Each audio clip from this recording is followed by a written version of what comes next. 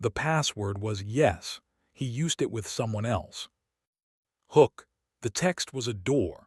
Back room at laundrette, ask for yes. Midnight.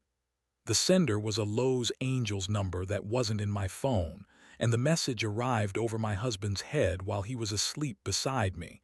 His mouth opened the way it is only when he's run his body all day and finally surrendered. I watched the screen throw a soft light across his cheekbone and thought, who still uses a password like that? I thought, who still needs one? My name is Noah, 35, the kind of copywriter who can make a password feel like a promise and then go home and forget his own. My husband is Liam. He teaches lighting design and understands how to change the temperature of a room without touching the thermostat. We've been married for years. We wake each other mercifully, and we eat well, and we lie down at night like two parentheses facing the sentence we keep postponing. We are good at kindness and terrible at urgency. For months, I'd been telling myself that is how love looks in a calmer season. The password told me I had misunderstood the weather report. Laudrette is one of those speakeasies the city keeps pretending it invented, a bar behind a wall of humming washers that only open when the attendant decides you've suffered enough. At 11:58, I pushed open a dryer and stepped into a narrow hallway that smelled like gin and the ghosts of shirts. The door at the end had no handle, just a small brass plate you could put your thumb against if you believed in rituals. I said yes, because sometimes obedience is the quickest way to keep from screaming. The door released. The room was low-ceilinged and amber, the air calibrated to the exact degree that lowers shoulders. People arranged themselves against walls like secrets rehearsing their posture. I found him at the end of the bar by gravity, the same way water finds trouble.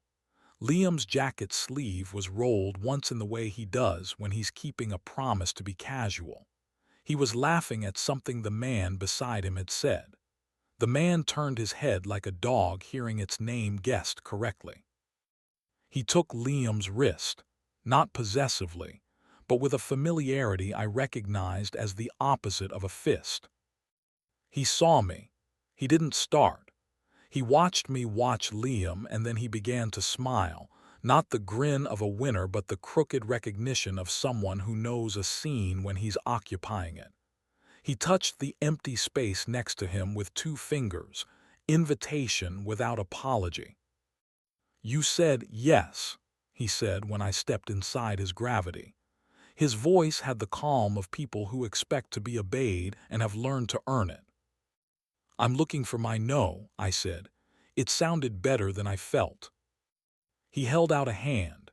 His palm was warm. His watch strap had left a faint dark band on his skin, and the curve of his shoulder under his shirt was the kind you could get arrested for thinking about if you weren't careful. "I'm Victor," he said. His mouth did not try to convince me to forgive him ahead of time. I respected the restraint and hated the ease. Liam turned at my voice like the room had suddenly remembered which way the floor tilted.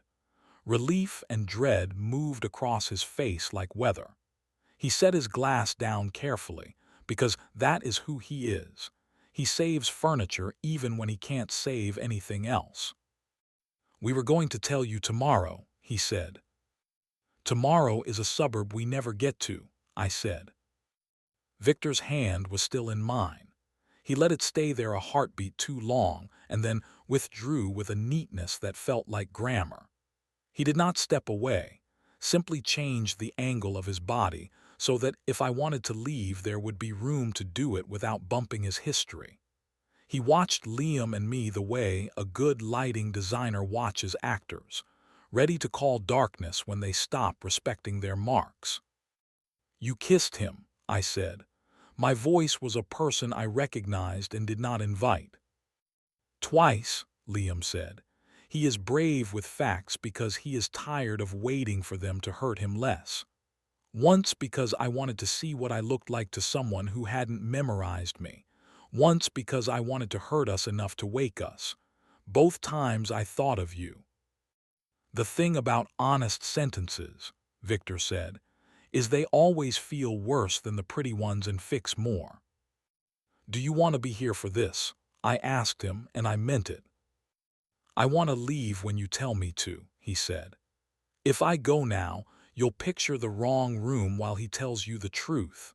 If I stay, you'll despise me and him more accurately for about 20 minutes and then make a decision that belongs to both of you. Both outcomes are fine. I am not the one who gets to keep him. I looked at Liam. He had the look he wears when a rig needs to hold and he's run out of time to fetch more safety cable. He put his palm on my back, exactly where my breath keeps its password, and pressed. We kept it clean enough for any camera and indecent enough that the bar knew to lower its voice. He is the only person who knows how to make my lungs choose to be good. My mouth found the place near his ear that belongs to us, and the room beneath us leaned toward better. I don't want to audition for your forgiveness, he said into my shirt. I want to be chosen and then deserve it. Then say what you want, I said, because there is no erotics in drift. I want you out loud, he said, and I wanted to be watched while I remembered how. Victor's shoulder just touched my sleeve as he moved to the other side of Liam, not inserting himself, simply behaving like someone who knows distance is an instrument. He was beautiful in the way expensive mistakes are, but he was not theatrical about it. He adjusted my tie with 2 fingers, thoughtful as a librarian, and the simple rudeness of the gesture sent a heat across my collarbone that I refused to narrate. YouTube would call it suggestive. My body called it a sentence I was busy reading. Do you want me to leave? Victor asked. He sounded like a professional asking if you wanted water and not because he was bored. Yes, I said, because my throat had been waiting for a decision that sounded like breath. Thank you, I added, because my mother taught me a please and thank you is a hinge on the right door. He nodded to me, to Liam, and walked toward the back without looking back.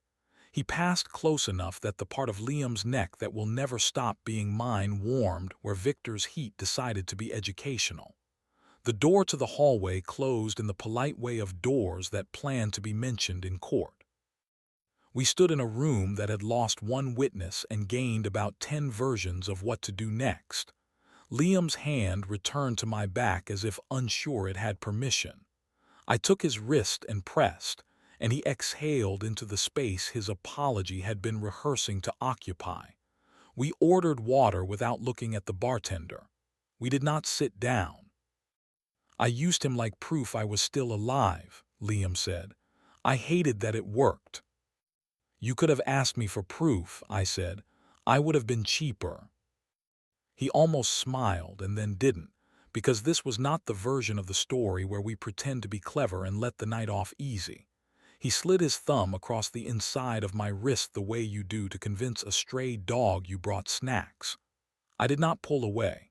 He kissed me this time, not like a strategy or an apology, but like a man who had remembered his body had a mouth. We stayed inside implication, but implication has bones if you said it right. The bar bent toward us. The hum of the machines on the other side of the wall sounded like a metronome reconsidering its purpose. Take me home, I said. It came out like a decision, not a plea. Liam nodded. He paid for the round we did not finish, and we slid past strangers who pretended not to have opinions. On the sidewalk, the cold air pressed its hand to my face like an ant, and I decided to accept the affection. We held hands the way people do when they need passers-by to think this is ordinary and ourselves to know it is not. At home, we didn't turn on the big light. He taped a square of blue painter's tape on the window and wrote 807 above it with the pencil that lives behind our calendar. I leaned my forehead against the glass and let the city give us its affidavit, scooter asking permission, elevator making choices, someone laughing like they had survived. Liam put his palm in its place on my back and pressed until my breath decided to obey. We kept it clean. The room understood the dirt anyway. He told me later, on the couch where we have learned how to be two real bodies instead of one story, about the 2 nights and the first text, and the anteroom in which he tried to be immaculate and failed. He told me about Victor's mouth, and the way watching himself once felt like a bright hallway he didn't know he'd built. He said my name the way you say an address to a driver who has already guessed where you are going. I nodded. I did not make a speech. I kissed him the way you sign a treaty with someone you intend to fight for. A week later I saw Victor near the laundromat, his mask replaced by a smirk he had the decency to keep small. He lifted 2 fingers in a greeting that asked for nothing and returned the air to the city. I nodded back because spite is expensive and I am learning to budget. At 3:15 that day, a push alert appeared on my phone we did not admit to programming. Listen to 11 seconds of water, it said. I did. Present/bus stop, I texted Liam. Present/rigging bay, he wrote, which is light designer for I'm checking the weight so nothing falls on you when you walk beneath it. People ask in bathroom lines whether there was a villain.